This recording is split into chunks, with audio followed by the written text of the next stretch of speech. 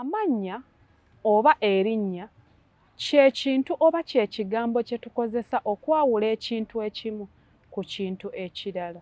Nkwaniriza ku Buganda Ekkula mu puroguramu Yiga Oluganda, nange omuweerezaawo mbawadde Shadia. Nga olunaku olwaleero tugenda kutunuulira amannya ag'enjawulo agayitibwa oba agatuumibwa Kabaka wa Buganda.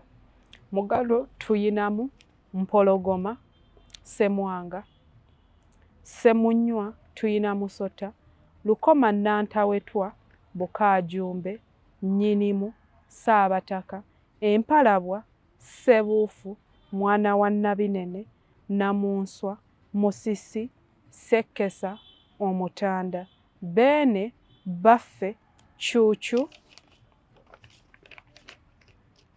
Ssebunnya, Maasomoogi, Ssemanda, Lukeberwa, Ssaabalongo, Ssaabafumbo, Mufumbyaŋŋanda, Ssaabasajja. Ebyo bye bibadde ebyokuyiga byaffe eby'olunaku olwaleero.